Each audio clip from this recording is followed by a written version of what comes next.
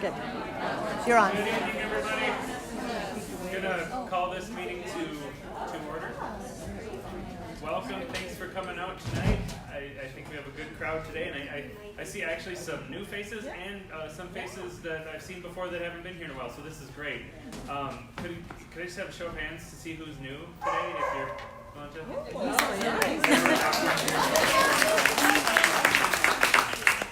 Great. So everybody who's new, it's great to see you. Thank you for coming. I think some of you might have found out about us at the debate party. Some of you maybe are with Mighty Oaks or with Swing Left, and it's great to have everybody here. Is there anyone who wants to kind of stand up and just say what brought you out here today? I don't want to put you all on the spot, but if you're new here, just... He's like, I'll tell you. He does. I'll tell you. Oh, yeah, welcome. Hi, my name is Senya. I just moved here from DC about 6 months ago. I moved to the Roseville area, which is where I grew up.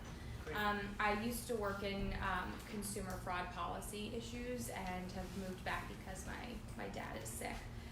But in the meantime, I'm looking to get involved in my community, so I figured this would be a good place to start. Thank you.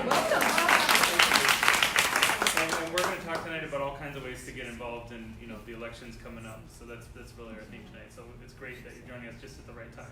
So anybody else want to say a word, or I won't embarrass you if you don't. Oh yeah, go ahead. Well, I came in December, and that was when you were sort of organizing for the year. But I came because I work with a group of 10 friends, and we meet once a month on Fridays, and we've been doing postcard writing. But we wanted to plug into Invisible. We see the actions that you're supporting and making available. We just want to be part of something larger. It's already working. Well, you and your 10 friends are welcome at every one of our meetings. Yes. David Mandel. I'm involved in a lot of things in town. Does it ring a bell for me? Barking dogs and ringing bells. By reputation, or maybe more leftist. I don't know. I'm involved with the Progressive Democrats of California Democratic Party, and a member of DSA and National Lawyers Guild. And I came because I was communicating with Kat yesterday, and we helped her prepare a flyer about Medicare for All, which is important to me. And that's one of the reasons why I still haven't decided, but I may be running against Doris Matsui for Congress. A sigh or a... That's interesting to me. Yeah, it's a hard decision for lots of reasons. Well, thank you for coming up. Anybody else? Okay. Well, it's great that we have so many new people from so many different backgrounds, and of course everybody who's been here before too. It's great to see you again as well. So you may have noticed that there are elections coming up, both this fall and in 2020. And I'm just curious what everybody thinks. Is our side going to win in 2020? Absolutely. Yes. I wasn't asking just for the cheerleading opportunity. I'm actually curious to see what people are thinking, because I'm kind of concerned. concerned. Okay. It's going to take work. It's going to take a lot of work. Absolutely. And I've heard from a lot of people who are concerned. I'm nervous. I don't take it for granted. Well, we definitely shouldn't take it for granted. I just wonder what the plan is to get 2 strong candidates on the ticket. Like I want to know what that plan is and who that is. Well, I think we actually need hundreds of strong candidates. We need them all up and down the ballot at every level. But I hear what you're saying. I mean, the presidential ticket. Having some understanding about how rigged this whole thing really is concerns me a lot. Yeah, our efforts be wasted because the Russians are just going to go back in and All of it. So and that's what I've heard a lot. I've heard a lot of people, a lot of concern over the last. But let's remember, anyone is better than Trump. Anyone. Any of the Democratic candidates is better than Trump. That's the fear. And I think we pretty much agree on that point. but the concern is that, there's some people, I won't name names because I don't know if they want me talking about them, but I've heard people expressing concern that Trump's going to win next time and it's going to be awful for 4 more years of this. I was talking to my mom on the phone, and we were talking about some of the candidates in the presidential race, and one of the female candidates, she said, I'd vote for her, but I just don't think the country will vote for a woman. I don't think that they're going to do it after this last experience. I've heard pundits, people online and on TV saying, oh, it's going to be really hard for the Democrats to take the Senate back because Susan Collins is too strong and you can't beat Lindsey Graham and Doug Jones can't win again. I've heard a lot of this, and I don't agree. Partly because I'm an optimist at heart. I like to look on the bright side. But mostly because this isn't a passive spectator sport. And some people mentioned that a minute ago. This isn't like watching the Giants play the Dodgers, where you hope the Giants will win, but you have absolutely no control over whether they do. In this game, we're playing shortstop. We're part of the team, and our efforts are actually going to have an effect on what happens. We and people like us around the country with Swing Left and Indivisible and Sister District and so many other progressive organizations are playing a major part. We're going to knock on doors, we're going to make phone calls, we're going to send texts, we're going to leave anonymous notes on people's doorsteps. And not so anonymous notes. We're going to rally volunteers, we're going to do whatever it takes. Because this isn't something where we just sit back and hope it works out. This is something where we play an active role. And that's really the theme of our meeting tonight, where we're going to be hearing from Swing Left. I have a couple quick announcements I'd like to make beforehand. We have some events coming up. First of all, we're working with California Away Team again. We did some great work with them before the midterms. They knock on doors and they're targeting District 4, which is, we have a friend from Roseville here tonight, so Roseville is part of that, as well as kind of the eastern suburbs up through Lake Tahoe. So we didn't get rid of Tom McClintock next time, but this time that's a major focus for California Away Team, and it's already starting. So on July 21st, and we have this event flyer over there, but circle July 21st in the morning, 10 or 11 a.m. There's going to be a canvassing event there to really start getting people excited about beating McClintock. Sign-ups are on the website. And of course, as Ellen points out, everything we have is on the website as well. You can sign up for that too. Also on the 21st in the afternoon, so you can go to Callaway in the morning, and then in the afternoon come do some postcards downtown at the Democratic County office. I believe that's going on every single Sunday, right? So anytime you're bored on a Sunday afternoon, just go over to 1033 S Street, and they'll have some postcards and letters for you to write to support candidates all around the country. Is it Virginia right now that you're doing? Virginia candidates, flip that legislature. So speaking of our actions making a difference, the Virginia State Legislature, the House of, they have a weird name for it. Delegates. House of Delegates. It's there's one seat that determines control. The Republicans have a one seat advantage, and I don't know if y'all remember, but not joking, that seat was determined by a coin flip last time because it was an absolute tie. So if someone had knocked on one more door or made one more phone call on that election, Virginia would have a completely different legislature right now. So it didn't happen last time, but we're going to do it this time, and postcards are a great place to start. Suppose somebody checked that coin. What's that? Did somebody check the coin? Well, let's not let it get to that point this time, right?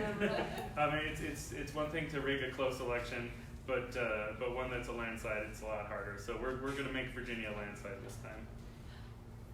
On a little more fun and social event, on the 30th and 31st of July, there's another primary debate. How many of you were at our primary or debate watch party last time? I know we had a big crowd at Kupros for those first debates, and this one might not be as thick of a crowd because it isn't the first one, but but that might be a good thing because maybe you'll be able to hear the TV.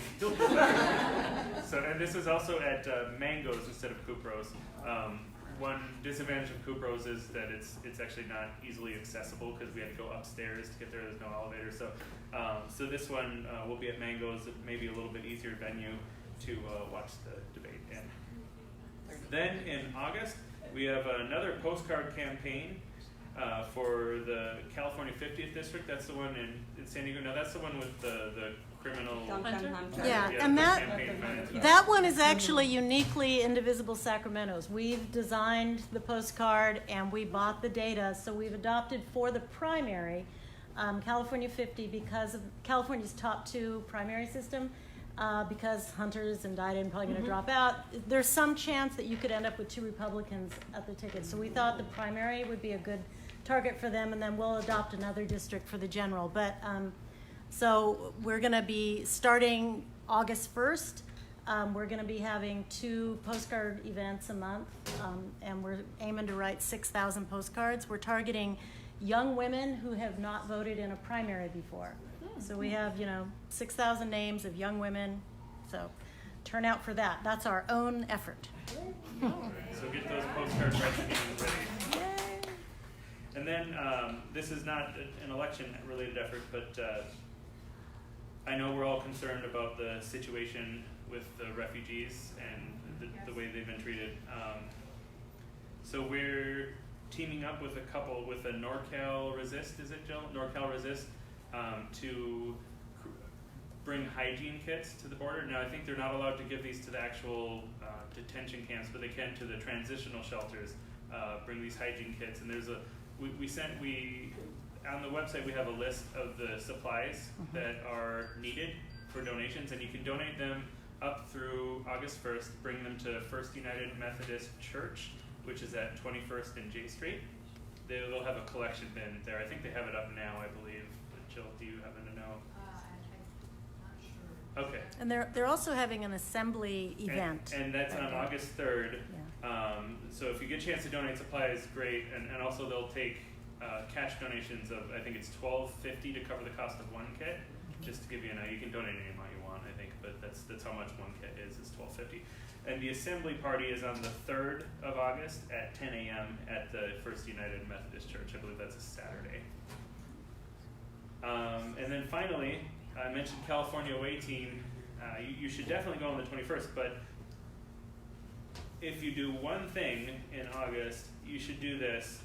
It's Indivisible Sacramento Day for California Away Team. This is our special day that we're going to try to get as many of our folks to volunteer as possible to go knock on doors in Cameron Park. And that's August 11th, starting at 10 a.m. And now if anyone didn't get to write down anything that I said, we have a list of upcoming events. It's this little flyer over there. We're doing so much that's in all that covers the page. So. And it's all and it's also on our website.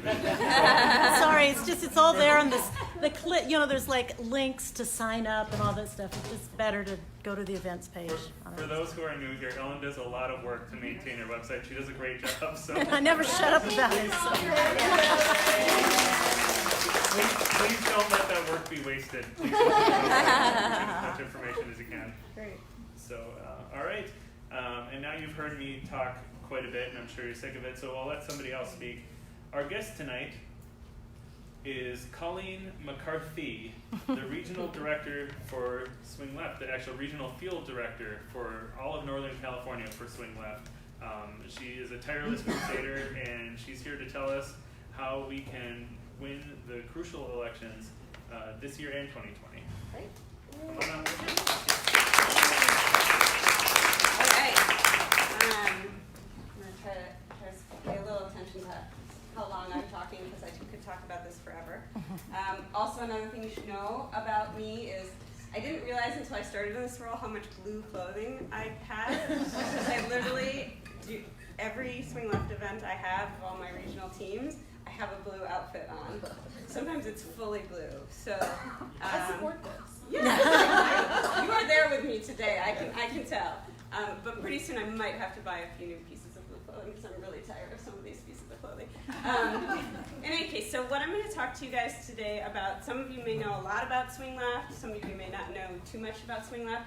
I'm going to go through and talk about a little bit of background of sort of where we came from and how we think about the work we're doing, sort of our philosophy, and then spend some time on the 2020 strategy. And then I know people always have a lot of questions, and sometimes that's almost a better way for people to understand. So I'll definitely probably stop and give you guys a chance to ask questions, and definitely hopefully leave enough time that if you guys have questions, we can go through that. So as you can see, my title is It's Time to Get to Work, because as you heard, there's already a lot of work that we can start on right now and many things that we can do. So we'll talk about that. So if you want to flip to the next. Okay. Yep. And I'm going to move that back a little bit so you can get closer to the screen. So Okay, our live is it- stream yeah, audience is it can not see. good for the live stream? I will be, I've got my super states in the way. No, that's good. Here. I just wanted you closer to the screen. Terrific. Thank you. Sure. Josh Harder is doesn't look very good there. Okay. That wasn't a big enough picture, I guess. So just a little bit of history. We started in 2017, and we had a very specific focus, obviously, in 2018, for those of you who were with us, which was taking back the house. And these are all actually pictures of Northern California activity, other than Josh Harder, who had his legislative assistant take a picture of him. But in any case, so of the stuff that we did. So we worked primarily in Northern California. We focused on California 10 and California 21. That's actually Dolores Huerta right there with TJ Cox. I got to meet her. It was pretty incredible. So you can see some of the data. And I have some numbers there that are wrong, so ignore this that says national. I obviously didn't update that correctly, but you can see that the numbers on the far left are actually how much work Northern California teams did for the 2018 election. So in Northern California, we made 2.5 million calls. We knocked on 5 million doors, and we raised $10 million for swing district candidates. And that was actually 25% of the activity in the Swing Left network across the whole country. So Northern California was a quarter of the work, and if you added in Southern California, it was about a third of the total work. So the key is we've got a lot of activists in Northern California, and we have to use them across the country, which I'll tell you more about that. So if you want to go to the next slide. Okay. So how does Swing Left think about what we're doing? And this slide overstates it a little bit, but I needed a nice title to make it interesting for the slide. But what we think about is, we think about how we differentiate ourselves or how we organize ourselves. We really think about the best way to organize people and get them engaged. And it's based on a couple of things that we know that are really true about politics these days and campaigns, which is, of course, that there's never enough paid staff on campaigns. That's always been true, but it's even more true now, that volunteers are definitely the people that are going to lead the fight. Local leaders know how to make things happen locally, whether that's engaging local teams or working in local fights, or both. We have to use volunteers' time wisely, especially in Northern California. All our volunteers are very, very professional. They know a lot of this stuff. They have a lot of experience in their jobs and some in politics. So we really need to provide activities that are making the best use of our volunteers' time. And often activists are not in the same place as our fight, which you saw from the perspective of 25% of the work we did across the country. We don't need to do 25% of the work in California in the 2020 election. So that's sort of some of these things are the key things that we think about when we think about how do we help how do we organize as Swing Left and make things happen. So the theory we call this is campaigns in waiting, and that's how we think about organizing as a Swing Left network. This is was our campaign in waiting. This is actually the Swing Left Stanislaus team, so it's the team in California 10. And so this is like in 2017, first starting to, before Josh, there was a Josh Harder, but he wasn't actually he hadn't gone through the primary yet. This was our campaign in waiting getting built up in California 10. I want to go next. So what is a campaign in waiting? So Swing Left, we're trying to create these campaigns in waiting across the country. What it means is they don't engage with candidates before the primary. So that doesn't mean that there's not important work to be done there, but we think the most effective work can be done in building teams that can then engage when we have one candidate to focus on in their respective fights, so to speak, in their respective elections. It's volunteer-led. Those volunteers engage other volunteers, and they do early work to make a Dem win possible. So that could be registering voters, that could be canvassing to learn about what issues are important in that district. It can be doing a lot of fundraising, which I'll talk a little bit about. It increases volunteer engagement over time, so it helps volunteers learn how to canvass or learn how to do phone calls and turn those people into people who can lead canvasses. And it engages them directly with the campaign after the primary.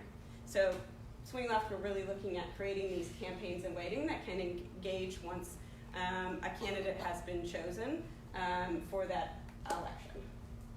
Let's go to the next slide. So why are campaigns in waiting so important?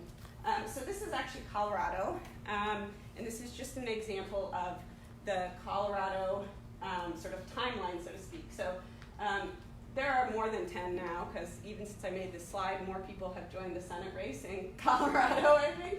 I mean, I made this slide like 2 weeks ago. So they've got like millions of candidates running for Senate in Colorado. And they're going to be fighting with each other against, before they even get to fight with Cory Gardner, who is the incumbent Republican there in Colorado, up until June of 2020, because Colorado is one of these weird places where they have an earlier presidential primary and then they have a separate Senate primary later. Anyways, so we won't actually know who's running for Senate against Cory Gardner until June 2020. And if we started organizing volunteers here for this, we'd be in big trouble.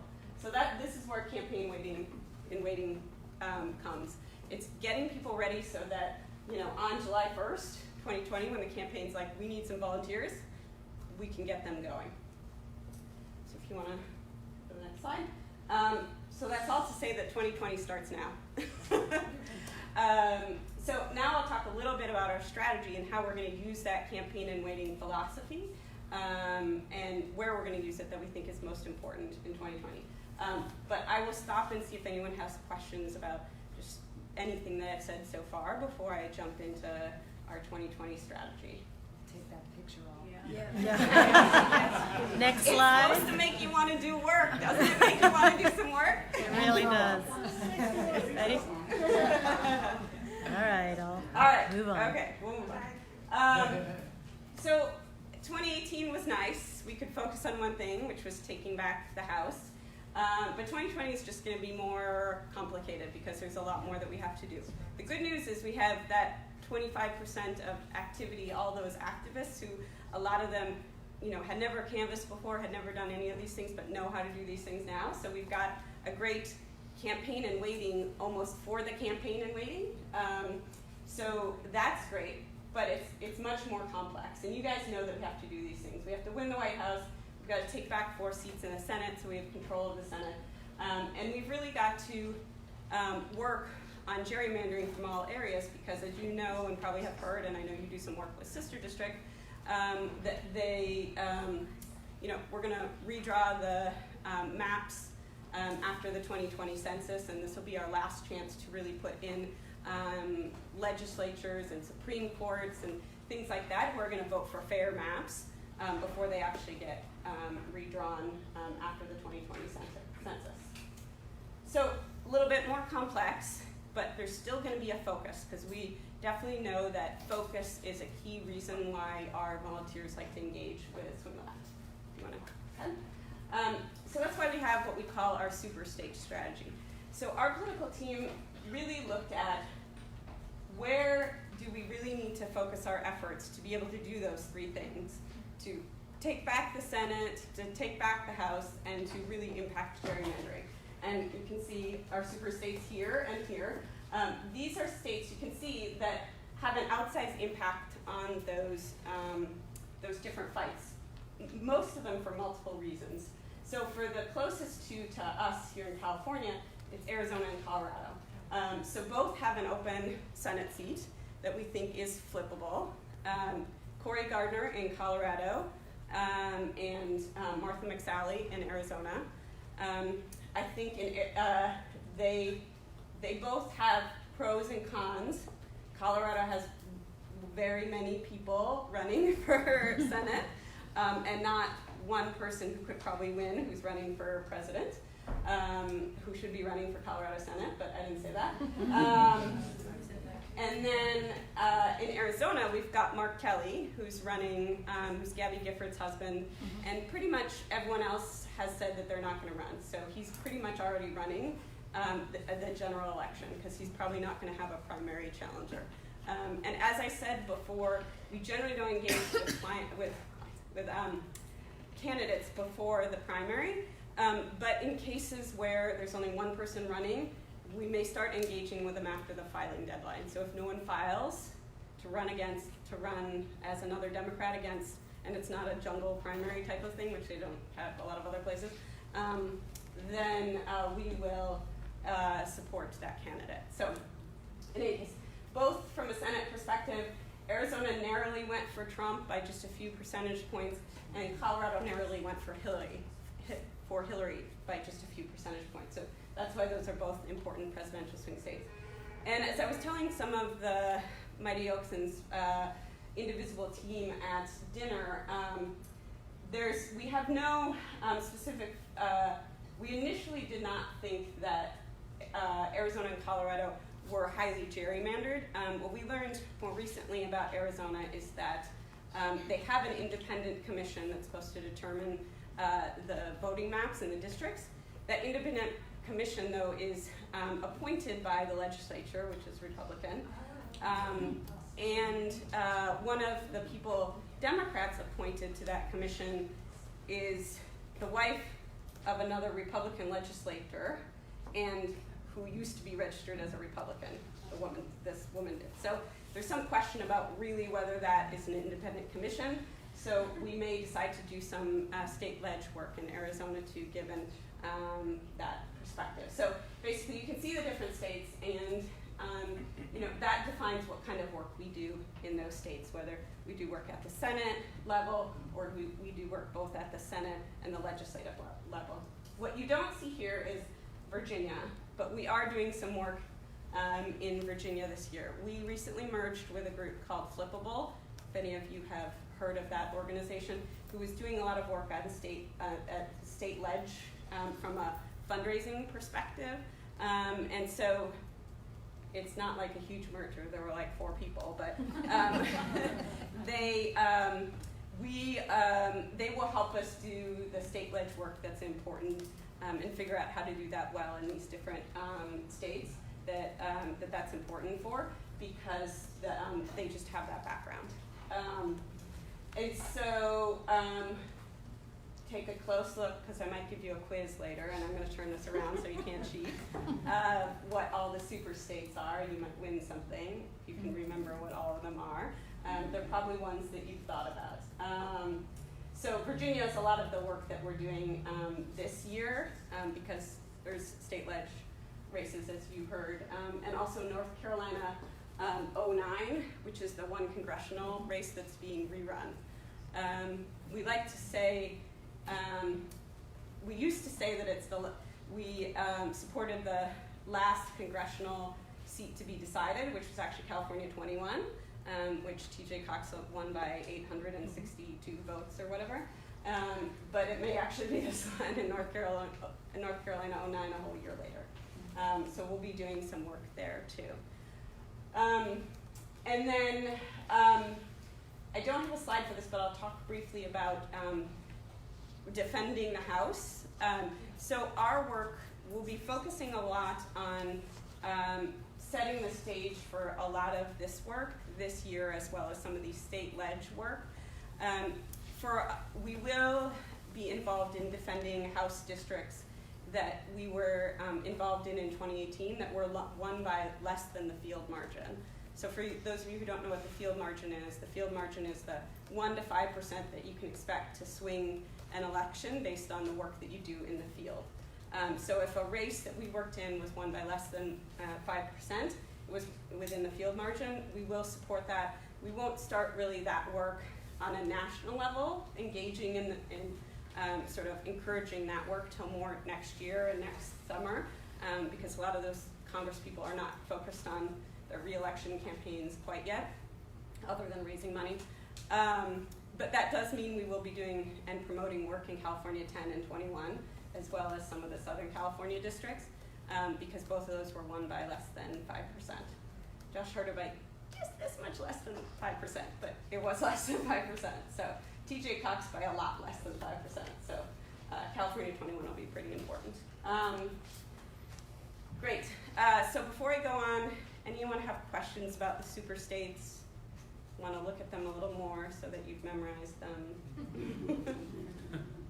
Yes. Were there any other California districts to defend that were less than 5%? There are some in SoCal, but I frankly don't know all the ones in SoCal. Like Mike Levin's district was won by more than 5%, so I think he's 48, CA 48. Anyways, so not his, but I think most of the other ones, like Katy Hill and Katy Porter, I think they all won by less than 5%, but I'm not positive. And there might be one offense district, but that's a teaser because I'm not going to tell you what it is. That was my question. Yes, there might be one offense district, but I'm not going to tell you what it is. It's not going to be that one though. So. Hunter. I'm not going to tell you who it is. Because it's not announced. So our political team continues to do the research and see who's the candidates. And they really look at a lot of data to tell, is this really flippable? Because like I said before, we want to put our volunteers' efforts where they're going to make the biggest difference. So we don't want people working in place, not because we don't care, like for California 22 Nunes, like we would really like to get rid of Nunes, but it's just really going to be too hard. So if we put a bunch of volunteers there, we're just taking them from somewhere else there where we could actually win. So there's a lot of hard choices that we have to make from that perspective. So you said there's a lot of senatorial candidates in Colorado, but I had heard that they were having a hard time nationwide finding people to run for Senate seats. Is that right? Had you heard that? Am I misinformed? I have not heard that specifically, but to tell you the truth, I generally, my blinders are pretty much on California and Arizona and Colorado, so I don't have a good sense. I hear that often because there's a lot of people running for president, so it would be really good if some of them ran for Senate in different places. Yeah. So, if you know any of them personally, ask them to do so. Beto. So, these things would all, that all figures into this. And it doesn't mean that some of them won't run for Senate, right? They've got time to drop out, August 1st would be good. Yeah. You touched on this a little bit, but can you explain how exactly y'all are going to influence gerrymandering? Yes, so we're going to actually work in state legislator races, so support specific state legislative races in these states here that have the blue. So that means we'll actually do phone calls, we'll do canvassing for candidates in specific legislative districts. I don't know what all those districts will be. Most of them are in 2020. The races really are in Virginia in 2019. And that's where this new flippable team that we brought on will really help us understand where we need to be able to do that work. They have that sort of political experience. Will any of those states with blue have initiatives for independent commission redistricting like we had in California? That is a good question. Those would be really good to support too. Yes, I agree. I think those are great things to support, and I don't know if any of them do. But by the time you get to get out the vote, in September, October, November 2020, you're basically out there campaigning for a whole ballot of people and propositions and blah blah blah. So you'll be involved in a lot of things. But yeah, I don't know specifically whether any of those have those sort of commissions up on the ballot, or they even can you get to vote on a lot of things. Have the initiative process that we yeah, have exactly. here in California. So. Yeah, exactly. So, yeah. Cool. Any other questions? All right. So what can we do now? So I'm going to talk a little bit about registering voters and why that's important. You guys are already doing some of that work, but I'm just going to give you a little background around that. But registering and engaging voters, fundraising for candidates, and swing left fundraises for we have these escrow funds where we fundraise for candidates before we know who the candidate is. I'll talk to you a little bit about what those look like.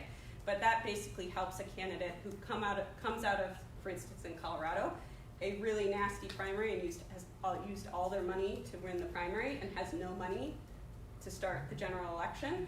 We give them a check that first day that they're a candidate. So we're going to work on important 2019 races. Most of that will be in Virginia. We did do work already in the Wisconsin Supreme Court race because the Wisconsin Supreme Court was really important in determining districts. We unfortunately did not win that race. It's a little bit weird because Supreme Court is supposed to be nonpartisan, right? But there's definitely liberals and conservatives in Wisconsin Supreme Court. We did not win that one, so I think it's it was a red flag that, you know, the Republicans have woken up a bit, even at the state legislature and those local race perspective. And engaging and educating volunteers about all the fights and how important these are, because as you saw about campaigns in waiting, it's important that everyone knows what we're doing and what's going on. So next summer, we don't have to explain everything. We can just have people like working their butts off. So, so let's go next slide, a little more specifics. So why are we registering voters? Some of you may have seen this before. So on your left, my right, that is the percentage of people who were already registered to vote who voted in 2016. So if you're registered to vote in a presidential election, you're highly likely to vote. 86.8% voted in 2016. That is going to be higher in 2020. However, we have this whole voting eligible population. That's people who are registered to vote, but also people who aren't but could be registered to vote. They're citizens, they're over 18, they're, you know, depending on the rules in the state, they're not a felon, all those types of things. Only 60% of that whole population voted. So you can see the differences there. There's a lot of people who aren't registered who could, and who could vote. And just like the group that you are sending postcards to in 50, we're doing a lot of work registering with the letters that you guys are writing on Sundays, right? What's called the Rising American Electorate. So these are unmarried women, immigrants, and millennials, because that group of people are highly likely to vote Democratic. If they're a millennial, they'll probably register independent, but they'll still vote Democratic when they actually register. So those are the type of people we're trying to register to vote. That being said, we're, you know, Democrats / progressives. We want everyone to have a voice, so we register everyone because we aren't like the Republicans who want to only let certain people register. But those are the people we're targeting to register. And this is why getting people to register to vote is so important. So, Arizona and Colorado, let me talk a little bit about that. Those are the two states that swing left Northern California districts are really going to be focused on. And actually we have, Arizona is set up, every state sets up their sort of Democratic parties a little bit differently. In Arizona they have what are called legislative districts. And those legislative districts are really the seat of activism for the Democratic Party in Arizona. So there's I don't know how many, there's 50 whatever number of legislative districts across the state of Arizona. And there's one, Legislative District 21, which this team will be supporting and helping. So you might make calls sometimes for that legislative district to get volunteers out to their local meetings. You might write letters for Arizona in general. You might do a lot of things to support that district. But the main focus of the work in Arizona is going to be in what's called Maricopa County, which you guys may have heard that before because of our friend Joe Arpaio. But really 80% or something of the voters in Arizona are in Maricopa County because that's where Phoenix is. And that's where it's sort of purple. So we have a chance to swing that area and then we can swing Arizona. So we can support the legislative districts by doing specific work in some of these legislative districts where we'll have partnerships. You can canvass there, both probably we'll be having opportunities already this fall. You don't want to canvass in Arizona right now, because what I've been told is it's even warmer than the Central Valley in Sacramento in the summer. I'm sure you guys could hack it, but I can't. I'm from San Francisco, I can't hack it. So we'll actually be doing canvassing with local groups. Swing Left is built a program which has rolled out in beta right now, which allows you to actually get access to data to canvass without going through a campaign. You can buy data, of course, but what Swing Left is doing is they're part of a consortium, so they get access to Minivan, which is like PDI, but what everyone else in the world uses other than California, and the data of voters in our super states. So you could go out there and organize a canvass even before there is a candidate there, and you can register voters and you can engage voters and things like that there in voting. And so that is a program we'll be rolling out, and we'll be working with out-of-state teams who do want to travel and say, do a long weekend of canvassing in Arizona to work with a local team there, and you'll get access to a list of voters. And the voters we're mostly focusing on are those who, I have to ask, I don't know if they're including independents. I would expect they are, because that would be smart. Democrats and independents who have a low voting score, which means they don't vote very often. So those would be the type of people you'd be engaging with. Fundraise for our district funds, which I'll talk a little bit more about, and register voters by mail, which you guys are already doing in these letter writing parties. And I'll talk a little bit more about that in a second. Let's see, how much, am I still good on time? You're good. Okay. Registering voters by mail. So I don't know if you guys have started, for any of the letter writing, have you guys been doing the ones with the voter reg forms in them already? Awesome. You're good. Vote Forward, as you guys I think were working with them long even before we started working with them, did a lot of letter writing to get people out to vote in 2018. And when we started partnering with them to get them to start doing this voter registration by mail, so getting people to register to vote by mail. And that was based on other research that had been done by another one of our partners called the Voter Participation Center. So for the past 10 years, the Voter Participation Center has been learning how to get people to register to vote by sending them letters, basically. You know, they've been learning how to do direct mail for getting people to register to vote. And you guys have seen the results of that, which is a very boring looking letter that you write a little bit in, but not a lot. And you send it to people, and you know, a lot of you have done this letter writing already. The thing that, so Vote Forward, when we started with that, we were just sending a letter with a link to telling people to register online. But really what Voter Participation Center has found is that including the voter registration form makes a big difference and increases the response rate. So that's why we have what we call our Voter Registration by Mail 2.0, is we've been able to pull in, and there's a lot of legal work that has to be done to make sure that you're doing it in a way that these people will be able to legally register to vote, but pulling in the actual registration form to those letters. So that's why we've rolled that out. And so Vote Forward is a very small organization, and but they're sort of attached at the hip to us now, and so we work really closely with them, and we're going to continue to work with them. And each of these campaigns that we do is a randomized control test. So that means we keep a portion out who we don't send the letter so that we can measure the results of whether we're actually having an impact. Okay. So, and he's always been doing that actually. From day one, he's been doing randomized control tests. So, and a campaign would never let you do that because they would never let you not touch a bunch of voters. But that's the benefit. We can actually make sure we're reading that data. Related to that, have there been results from the last election on if postcards and letters actually increased turnout? So we don't, Swing Left National, we don't do postcards. So we haven't done any testing on postcards, so I can't tell you about that.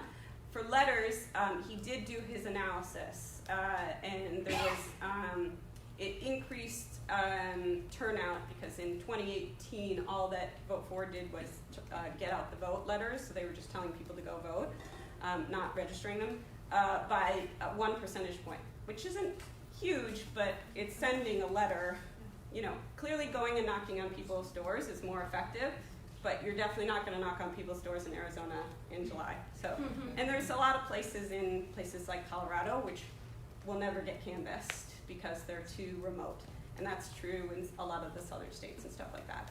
So yes, for postcarding, that's not something that we do from a national perspective, so I don't know. Thanks. Did I hear you say that this revised letter and, Yep. and Including the form, yeah. that was based on research results? From the Voter Participation Center, Okay. which is another partner of ours. Yeah. But they do not, they share the specific details with our program staff, but not beyond that. But it was a research-driven. Yeah, they've been doing this for 10 years. So if you want to go to the Voter Participation Center's website, you can read a lot about what they do. They also helped pioneer this rising American electorate, and so figuring out who are the people they can register who are most likely to vote Democratic.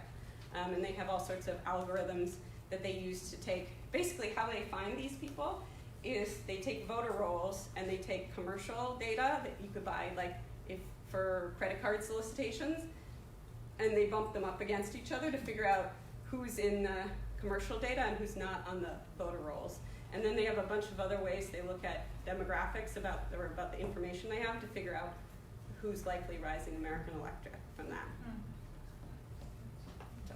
That's not creepy at all. It's creepy for good reason. It's for bad reason. It's creepy for voting as opposed to debt. Okay. So we'll let it go. Much less creepy than anything the Republicans do. Sure. All right.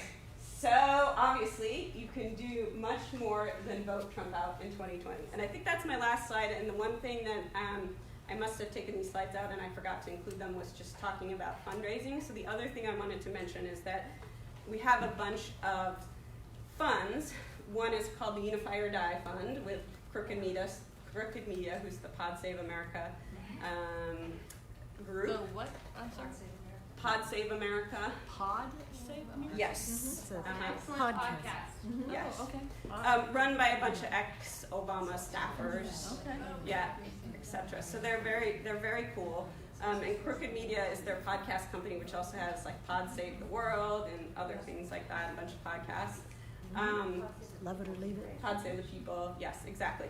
So that fund goes to the eventual Democratic nominee for president. And the message we're really sending with that is to engage professionally in this fight, because we know it's really important for everyone to understand each of the primary candidates' positions and know what we think, and be aware of who you want to vote for in the primary. But we have to work together to ensure that we're not making any of our candidates unelectable because of how many bad things we say about them. So Unify, our message around this fund is less about the money and more about unifying around this candidate when we get to them, and about the sort of working together to understand who's going to be the best candidate versus fighting to find who's going to be the best candidate. And then we have Senate funds, which are, like I said, they are just, you can donate to them. It's an escrow fund. And when any of the candidates get chosen out of the primary in that Senate seat, they will get the check of money for their general election on day one. That Senate fund actually does support the Kentucky, although Kentucky is not a super state, but we just couldn't keep ourselves from getting people to donate against Mitch. So it does also include Kentucky right now. So if you'd like to give to that. So we have that fund also, and then we also have, we will probably eventually have district funds again for the congressional districts when we defend those. I think European was first. Are these a bunch of different funds, for example, for the different Senate campaigns, or who decides how it's doled out among the various Senate campaigns that will be run? Yeah, so we have this cool fundraising tool that you can actually set up a link just for your group or for you individually, and you could choose one Senate fund if you wanted, or you could choose all of them. It probably has in the fine print how they split it up if you choose all of them, and I actually don't know. how they decide to. We do have a Virginia fund, actually, also for Virginia, for those candidates. And that was decided, like, I think I forget, one house of the Virginia delegates they got 10K, that candidate, and the other got 15K, and then our team does a lot of analysis to figure out who needs more money based on whatever's on top of that's available. So I expect that will be sort of what is done with the Senate funds too when it's given to a pot. They will look at, sort of what, where we think the money can go farthest. Okay. And is that set up via your website? Yes. So you can go to our website and there's, I should have it memorized, but yes, you can go there. That was my comment, not to beat a dead horse, but the Unify or Die Fund link is you on put it our the website. Yes, she did. So I'll put the other Senate Senate links fund, up yes. too. So if you want to donate to any of this, just go to indivisiblesacramento.com. What is that website again? That's website, indivisiblesacramento.com. That's easier to get to, so go to that one. INDIVISIBLESacramento.com in case you didn't. So a lot of our teams have also done fundraising, and again, we believe in the idea of small dollar donations. So I know our San Francisco Swing Left does they identify one candidate once a meeting and have, and ask people to give at the meeting $20, right, or $10 or $5, whatever is fine. That we put up that personal fundraising tool so that you can track the donations you get to solicit from others. Even if you're going to raise, $150 or you're going to raise $15,000 with a big fundraiser. So any of that type of fundraising in between, we think is really important. So it doesn't matter the amount. Cool. Other questions before I ask someone to tell me who all the super states are, and I'm going to turn it around. So you have to think. Any other questions? Yeah. Oh, you think you can? Okay. All right. Do you want to see what you're going to win first? No, she doesn't care. That's too much pressure. Okay. That's fine. Okay. Tell me all the super states. I'm going to check them off. Arizona, Colorado, Texas, Florida, Georgia, North Carolina, Ohio, Pennsylvania, Maine, Wisconsin, and Michigan. Yeah. All right. So what you get, Oh my gosh. is this amazing canvas bag for canvassing. And it's Cynthia Rowley is supposedly a really famous designer. As I told you, I only wear blue clothes, so I don't know much about designers, but she's actually a pretty famous, we had like an opening for her at this boutique in, where was it? It was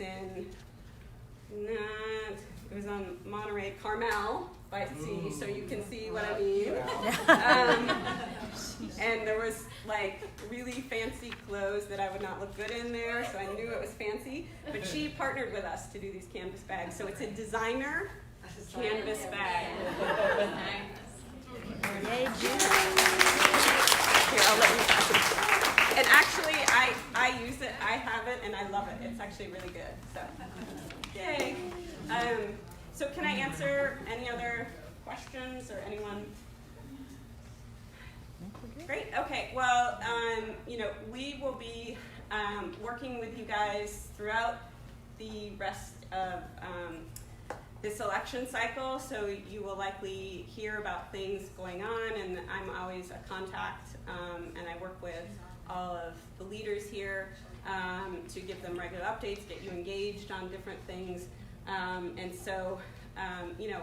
We would love to have you guys as volunteers, and really thankful for all the work you've done and all the work that you will continue to do, because I think, we have this, our San Francisco team works pretty closely with the San Francisco Democratic Party, and so we have some contacts there, and they're always telling the San Francisco team, like, you guys are the Democratic Party now. Like that, and that's something that Pod Save America says a lot too. You guys are the Democratic Party, so we're the ones that are going to make this happen. And having worked with you guys, for a year already, that makes me really hopeful and really excited, and that's why I do this work. So I'm glad to have you all part of that. Yay.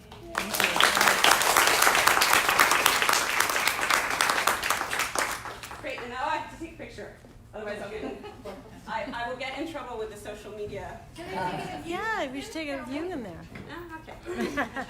Put the Super Sync up here. They'll love it that I have this up here. Do you want me to take it with the backdrop of all the people here? Yeah, let's do that. What's the base? Here, why don't you do it? Yeah, carry that with you, yeah. Like stand like right here. Right there? Okay. There you go. I'll take a couple. Oh wow, I'm too short for this. I need Nate back. Sure. I'll fall off the chair if I do that. There should be some usable ones Perfect. in there. As long as it vaguely looks like I tried to take pictures, I'm So I had a question. Sure. In terms of logistics. Yes. In the fall of 2020. Yes. We did a lot of stuff with Swing Lab for Yes. Josh Harder. Yeah, great. So Awesome. we just drove down there. Yes. But if you're going to farther afield, Yes. you guys help with housing? Yeah, I mean, we did, well, it wouldn't have impacted you guys. We did buses to 10 and 21 from the Bay Area, obviously. It's too far to take a bus from anywhere. Southern California can, but not Northern California. So we will probably be working to make sure there's free housing. That's what we'll be really focused on. So if you can get yourself there, potentially, I mean, in this airline climate, I don't think you can really buy discounted bulk airfare, but if that does exist. But yeah, supporter housing is what I think we'll be mostly focusing on, and travel within there, like buses to get from campaign headquarters to places and stuff like that, to canvassing places and stuff like that. So yeah. I have an afterthought question. Sure. About postcards. Yes. They've been popular in some quarters, and we're about to do the Yep. postcard campaign. Yep. Can you talk more about Swing Love's relationship with postcard campaigns? Yeah, we don't specifically do postcarding. We do the letter writing. So yeah, we don't really have a relationship. There's other groups like Sister District that does, and they are doing, I know, the sort of randomized, as you were asking, they're actually doing a randomized control test of postcarding that's going over, I think, several months to a year. That's just a decision we made on the specific activities that we focus on. I guess I'm curious why. I think it's because when we looked at, we didn't feel like we needed an activity like that last time because we had enough people close enough to do, On the ground. yeah, to be on the ground, and that's always going to be most effective, right? So we thought that, phone calls and canvassing were going to be enough. So we looked for, then when we came into this cycle, we looked for what are the ways we can engage people from farther away. And frankly, Vote Forward was already doing the randomized control tests. And there's only, as far as I know, there's only this one that Sister District is doing the postcards. So it's a philosophy of ours to do things by the data. And we had the data from that perspective, from a letter writing perspective. So that's just, sort of more of an internal decision. And I'm sort of like making this up a bit, like no one actually told me these specific things, but I do know we did the research to figure out what, from a data perspective, made sense for us to do, and it was letter writing because of that. So is that it research. really the postcard campaigns? They're kind of untried. They're really- Well, they are being tested now, and we'll know, which I think is great. Yeah. Phyllis, do you want to talk? Phyllis is from Sister District. Do you want to just? Yeah. Say a little bit. Yeah, no, go for it. Yeah, go for it. And I know a lot of people here in we have brochures. They're interested. Yeah, from Sister District Sacramento. And yes, we are. First thing I want to say is we're supporting two candidates in Virginia right now. Karen Mallard for the House of Delegates, Virginia Beach area, and Cheryl Turpin, who was elected in 2017, is now running for the Senate, also from the Virginia Beach area. And Louise has I don't know how many addresses you have left. The campaign asked us to write postcards. So Yeah. that's why we do them. But we also would like to know the efficacy. Yeah, and you guys are doing that test, so I think that's right. great. And we're doing a test. It's a very specific Of course, test right? that Yeah. we're doing. Yeah. But yeah, so this year we're supporting Virginia, and if anybody wants to come help us and help us fundraise, last year we did 0 fundraising. We raised $2,100 for Karen Mallard, which for us is like, It's huge. Yay, Yeah. we raised the money, you know, so yeah, so that's what we do, and we do. And the test that we've been doing, we've completed that now. It's all the postcards have All been the sent in postcards have 3 been ways.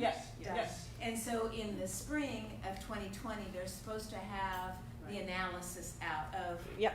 you know. And this was just How it for worked. voters who lean Democrat but are low propensity voters. So it's a very specific academic, well, you know, the researchers are doing all the work. So it's a very specific study. It's not just, do postcards work? It's for these specific voters. Will it actually get them? Yep. Will it increase the vote Yep. by those folks? We'll find out. Yeah, and our letters are very specific too, right? They're to register people to vote. So it's, similarly, they're very targeted. So there's there's basically a huge number of other things we can do. You kind of have to pick one that, and we each picked a slightly different one. Okay, I think we have more people who. Oh, Jen, I have a question about phone banking. Yeah. And relative efficacy of phone banking versus. Yeah, I think it will be interesting. I think it will be different in 2020 than it has been in the past. Phone banking was still effective. I mean, we don't have all the data for the 2018 cycle, but the way we use our phones is constantly changing, and so we'll see. I can't tell you how much phone banking we'll end up doing, or once we get to 2020, and how much we won't do, because I think by then it will already sort of look different, and the number of people who actually pick up their phone will look different, and that kind of thing. Well, we just went through a training to do text banking. Yeah. To see how that might be.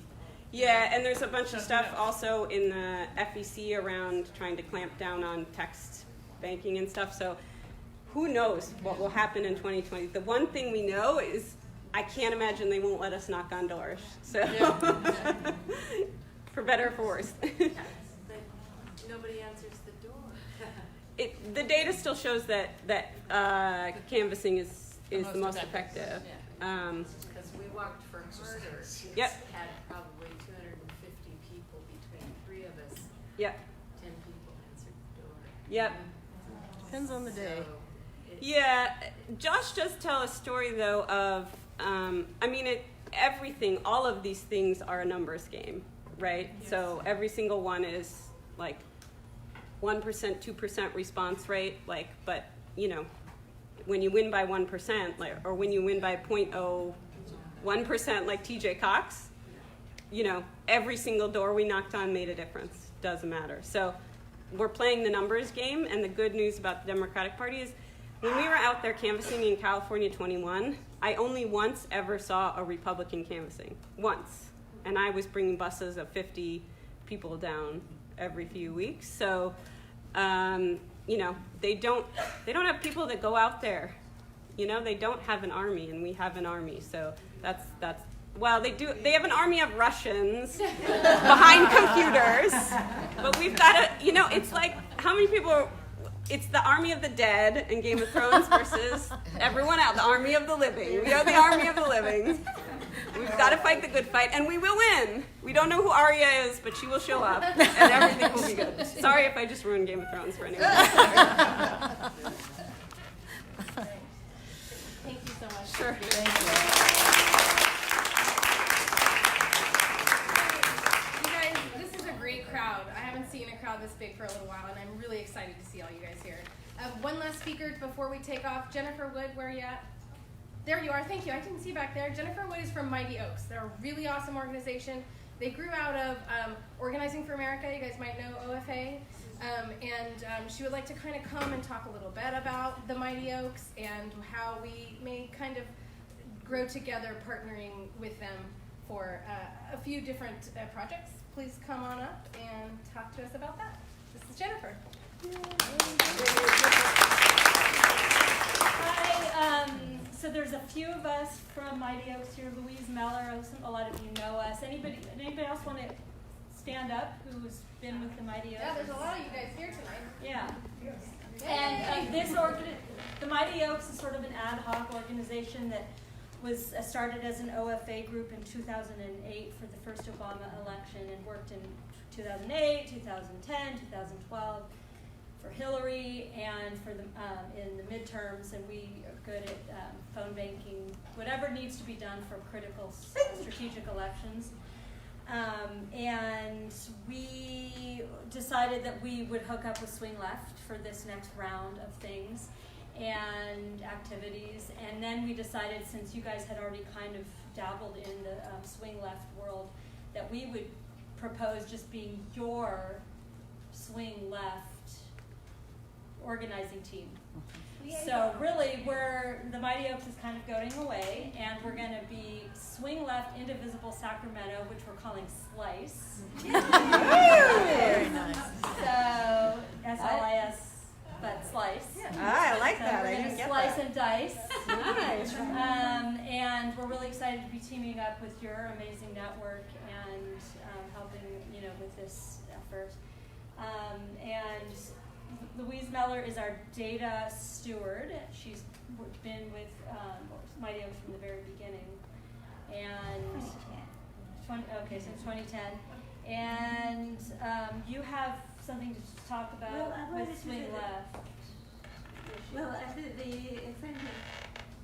what was difficult for us in the 2018 election cycle and frustrating was we were just this little local group of people who really wanted to participate, and we had to find places to hook in and participate, and that took a lot of effort, and I'm sure it wasn't always as well directed as it could have been, and so we were really excited to find that we could affiliate with a group like Swing Left that would identify the races that were really critical and where we could make a difference. And likewise, to find that Indivisible was also thinking along the same lines, and since we were a little farther along in learning the tools, still working on it, we figured that the best thing we could do would be to manage this on behalf of Indivisible Sacramento. And we already got a little introduction from Colleen about how it's going to play out in 2020. That we have made a connection with a specific district in Arizona. Arizona has their own ways of organizing things. They have these 40 legislative districts, each of which elects 2 representatives and a senator every other year.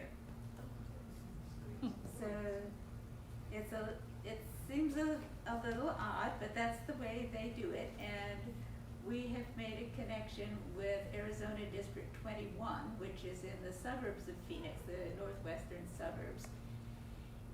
As the district captain put it, they're a tier 2 area. The state party has a few districts that they think they have a really good chance of flipping. They don't want any outsiders meddling there. Arizona 21 is a heavier lift, but still possible, and they are accepting all comers. So that is likely our focus for the coming election cycle. And as Colleen mentioned, getting out Democrats at the local level, helps at every level. Arizona is a swing state for the Electoral College. It has a vulnerable Republican senator running for the full, and it has its own peculiar ways of assigning districts. So if we can make a difference there, that will really make a difference. And so that is what we're looking at, and we hope to get started soon. Great. And I just want to do a quick shout out for we're calling them their 2020 Sundays. I've seen a lot of you there. every Sunday through the election from 1 to 4 at the Democratic headquarters, 1033 F Street, I guess Nate already mentioned. And then we'd like to start adding more events, probably starting in the fall, and then partnering with a lot of the Dem clubs. So if any of you guys are part of any of the Democratic chartered clubs, we'd like to for sure have maybe them sponsor some of these Sundays or any other events and bring some of their folks in. And then if you're part of maybe the county structure, we want to get to know the county folks a little better, team up. And big picture would be to maybe have a staffed location that would be bigger than what they have down at the county. So thinking kind of bigger, maybe starting in 2020. Thank you guys so much. All right, I think that's it. Oh, Megan, you want to go for it? I do. I don't know if you guys know, but there is a California Assembly district that is having an election now, filing closed on July 3rd. There's 1 Democrat and 3 Republicans. It's Assembly District 1. And as it happens, I know the Democratic candidate. She was one of my students at UC Davis, and she's amazing. She's just super. Her campaign is just now getting off the ground. I think the local effort will be mostly through the Placer County Democrats. As soon as I get any information that we could work on, postcards or anything, I'll try to get in contact. Her primary is August 27th. If one person wins more than half, they win. Otherwise, it's top 2. There are 4 Republicans and only her, so she's highly likely to go top 2, which would be in November. Okay. So there may be a chance to do a sprint before August, and the Democratic clubs up there are very motivated. What's her name? Yeah, that's good. She's Elizabeth Betancourt. Yeah. Okay. And she's brilliant and compassionate and amazing. And where is this? It's AD1. It's all the way to the top of Northern California and east to the border. It has a little piece of North Tahoe. It has Truckee, and it comes a little bit down into Placer County. So it's a big, we want to it's huge. One more announcement about Medicare. Just, yes, one quick thing. There are some flyers here about Medicare for All. Doris Matsui now has a sort of contact me website specifically for people to register their stories where they have problems with health care. And this is the sort of thing that she can use to say, look, we've got to improve things. She is still pushing for making the Affordable Care Act better rather than signing on to Medicare for All. But you know what making the Affordable Care Act better means is the premiums won't rise quite as quickly, and that's about it, as well as preserving things like pre-existing conditions. So I ask you to pick up the flyers over here, share the information with your friends, post your stories, make it personal, and not statistics and things like that, but we had to pay for this, and that meant, problems with our budget, things like unexpected expenses. Whatever your story is, read it, please. Sure. And Kat, I have a companion flyer that has the address for the stories. Yeah, I added it to this too, did? but pick up everything over here. Come over here and pick up everything. Over here. All right, Susan Kruger, I ran the texting team. Yes. I wanted to give an update on it. Over the last 4 days, we were texting Georgia to get candidates. Yes. In that period of time, within that 4 days, we recruited 1,800 people to run on a local and a state basis. So you have if you aren't doing it, and if you haven't done it, call me. Put me on the website. Yeah. Okay, well, because if you want to be text banking, Susan's the one that gets out the information about any upcoming campaigns. So if you don't mind, I'll put your email on the website. And All right, Susan Cooper. One more, When guys. you do, just put texting in the because I get a million. Okay, text Just a banking. few. Awesome. Okay, for a fun little break, the San Francisco Mime Troupe will be playing in Southside Park for free on August 14th. If any of you don't know them, you should get to know them. They're a lot of fun, and it's a great place to have a table if that's the kind of thing you're into doing. Good idea. Just show up with your table, no formalities. I also, so there's some flyers on the table here. I also have some larger posters. If you have a place where you can put them where people will see them, take one from me. Thanks, Great. guys. Thank you guys so much. We'll see you again soon. Thanks.